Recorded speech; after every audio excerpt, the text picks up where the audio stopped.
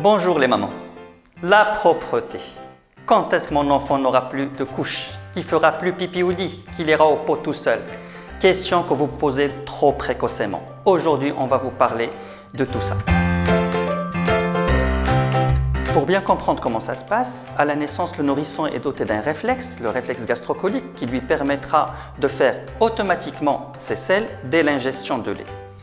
Puis, ce réflexe va disparaître au bout de quelques semaines et l'enfant va se mettre à pousser pour libérer ses selles.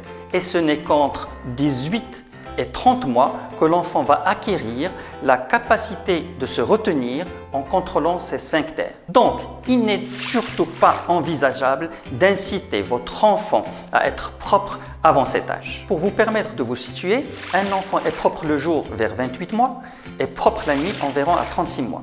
Certains enfants sont bien sûr plus précoces que d'autres.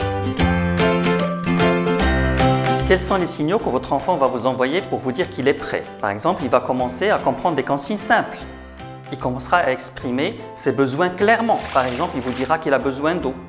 Il va commencer à se déshabiller seul, en partie. Quand il commence à s'intéresser au pot que vous lui avez montré, il va de lui-même et s'assoit tout seul. Une fois qu'il reste au sec pendant plusieurs heures et vous dit que sa couche est sale. Comment accompagner votre enfant lors de cette étape importante de son développement? Choisissez le bon moment, sachant qu'il n'y a pas de moment idéal, mais surtout, évitez les moments stressants. Une entrée en crèche, l'arrivée du petit frère ou de la petite sœur. Plusieurs mamans choisissent l'été parce qu'il est plus facile de changer leur enfant. Au début, familiarisez votre enfant avec le pot. Mettez le pot près des toilettes. Incitez-le à s'asseoir dessus, même habillé. Faites comme si c'était un jeu. Pour ceux qui choisissent d'utiliser directement les toilettes, il faut mettre un réducteur adapté à la lunette, mettre un marche-pied de façon à ce que l'enfant soit bien installé. Il faut laisser l'enfant vous regarder aller aux toilettes et lui proposer d'y aller fréquemment chaque fois qu'il a envie. Le laisser aux toilettes pas plus que 15 minutes pour éviter l'ennui, mais surtout ne pas le forcer. Votre grande question.